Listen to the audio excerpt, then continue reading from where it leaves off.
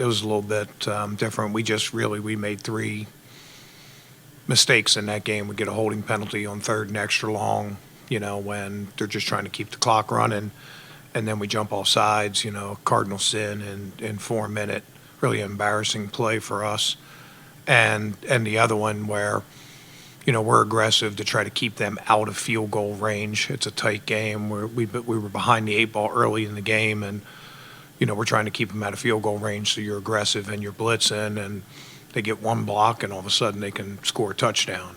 So even though when you look at a lot of the stats and things like that, looks good. It wasn't enough for a win, and if we either make a play here or don't commit a penalty or just make a mistake, then maybe we give us a better chance to win that game. But there were a lot of things that we're proud of with the game, but we're never proud of a loss. How that was such an embarrassing play, the neutral zone infraction. And I know you guys obviously work on all those details, coach it up. How can something like that, is just a total mental error, or how does something like that Yeah, I mean, it's hard to describe. I mean, I've made mistakes in games where you do something, make a bad call or something like that. It's not as evident as that. I mean, I think that's, if you look across that game, I'm sure dozens of people on both sides made mistakes and plays that they're not proud of. The thing is, when you make it in that situation, it's magnified, and that's the spotlight that players live under. That's the spotlight that coaches live under. I think you have to learn from it. You have to flush it, and you have to be able to move on. The thing that I'm disappointed with Cam is that he played a really good game other than that, but that one play defines his game, as opposed to his pressures, his run defense. He got a sack, did a lot of good things in the game, but that's just the way this game goes, and that's the spotlight we all live under, and we have to do better. Around training camp or OTAs, you had talked about Ronnie Hickman's development, and you said he's kind of keep putting out the fires, but now you need him to make plays. With him having interception against the Jets this season, just where have you seen the growth where he's been able to make these impactful plays now? Yeah, Ronnie's been such a consistent player for us this year in the back end. Great communicator. The week before against the Patriots, he had a couple missed tackles, which was really, really out of character for him. He's been a really sure tackler for us in a lot of our cleanup tackling. I would say on that play, Ronnie gets the interception, but Grant Delpit had a lot to do with that play. Grant's playing the backside, does the play that the Jets ran was a play that had gotten us early in the year. And we had worked it in our self-scout on the bye week, knowing that people would try to copycat and say, hey, we can get this. And Grant just did outstanding job on the backside of that and pushed the first route off, which allowed Ronnie to fall into the second window and make that play. So Ronnie gets all the attention right there. But, Grant's the one that helped make that. And that's just football. I mean, there's a lot of those. Like Miles had a great sack. You get a sack when the quarterback's dashing the other way. But Alex Wright did a good job pulling the quarterback up. Grant did a good job pulling it. Here comes Carson to pull the quarterback, and that allowed Grant. So, nobody really stands on their own in the NFL, on a football field. There's 11 guys, and everybody has to do their job for somebody else to make a play. I think what you saw there. But I think Ronnie's really stepped into a leadership role for us. He's been an extremely consistent player. There's not a lot of ups and downs in his play, and he's obviously got some ball hawk in him. So it's a good sign going forward for us and for him. What do you think about the job Carson did to come back and work through that high ankle sprain and play, and just the season he's having in general and acclimating to the defense? Yeah. It's that's tough injury to come back from, but he turned every stone. Is that the word? Turned over every stone phrase. He turned every stone over in his rehab, and he basically lived at the facility for the bye week, and he's that was one of the things that helped him. I think he's got a little bit of Wolverine blood in him too. To be able to bounce back, and obviously you got to be able to play with some pain and do those kind of things. He had about as good a teach tape rep on a zone read that you can imagine. I mean, Justin Fields is a 4-3 type athlete and hard to bring down. Carson, made it look easy, but made it look easier than a lot of other people make it. I mean, we could talk a long time. I mean, I think that trumpet has been sounded a long time, the quality of play that he's given us. And I think it's not just the quality of play, but the communication.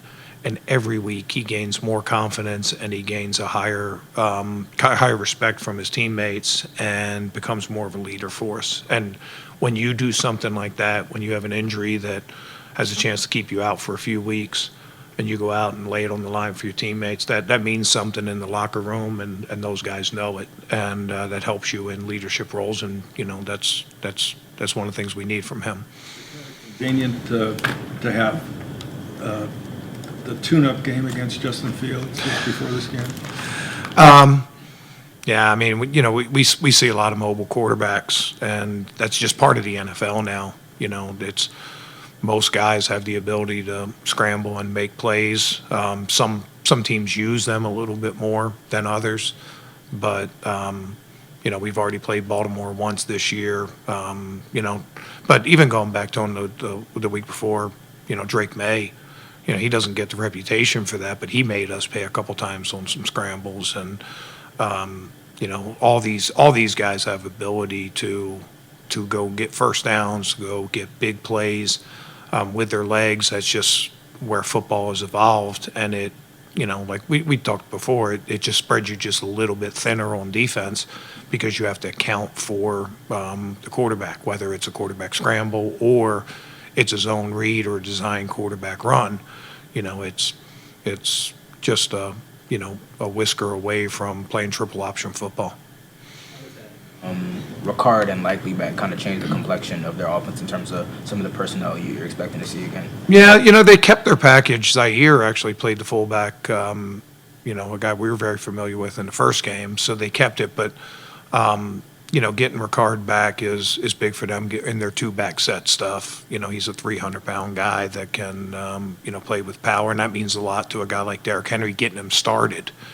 We've done a good job of getting Derek a lot of times before he can get started, while having a fullback like that, can help him. So he was an important part of the offense that they didn't have the first time, and Likely, all three of their tight ends are good players. Kohler really stepped into a role, and he's a trusted player for them. He's made a lot of plays for the Ravens. So they have three of them, all of them a little bit different, but they use all three of them, and that'll be a big part of things. You were able to hold him to under 50 rushing yards on your last meeting, Lamar to just 13. How much different is it going to be a challenge for you guys with them already having seen what you guys were able to do in the run-stopping ability of your defense? Scheme-wise, there's really not a whole lot. It's more just attitude. I mean, I think they had a pretty good idea what we were going to do in the first game. I mean, when you play division games like this, particularly coaching staffs that have, that have been around for a few years, and players that have been around for a few years, there's not a whole lot of secrets this time of year. I mean, there's very little in this game that we're going to do that the Ravens are going to be like, oh wow, like where did that come from? Because if it was, we would have been doing it last game, the game before that. Like you already sort of know, they know us, we know them, and it's classic division games, and it comes down to, to who plays physical, who does the techniques well, who plays with the best fundamentals, who plays with the best spirit. Who makes the fewest mistakes. It comes down to those things as opposed to, a coach coming up with a magic scheme or, something like that. That's what division football is all about. It's, the weather's changed. You're into November. You have two physical teams. That's what the AFC North's about. A bit of an edge to him today. Maybe it was because he had to wear that Alabama shirt. I'm losing that bet, but he said something like, with everything else going on this team, it's time for our pride to show up on defense. He's a prideful player. He played that way. You know, that first third down of the game, we're in a blitz, and they got a pretty good play dialed up against it, that swing screen. And I don't know if you guys noticed, because Tyson did a really good job of visual on that and knifed through and made the tackle. But Grant was the blitzer on the boundary side, and he chased that play all the way over to our sideline. It was just unbelievable effort, play, and then physicality when he hit him at the end. So Grant backs up statements like that with his play on the field. Alex, I would think that Isaiah would get more playing time. What have you seen from him this season? Yeah, Isaiah had an outstanding training camp for us, and really won the starting spot. And then he had a little bit of little setback early in the season and just wasn't as productive as he wanted to be and as we wanted him to be. And at the same time, Alex was really being productive, and Alex sort of outsnapped him. We really don't have, other than Miles, we really don't have, quote, starters. But he outsnapped him in there, and, this is a great opportunity for Zay to get that back and to be the consistent playmaker that we know he can be. Okay. All right, guys.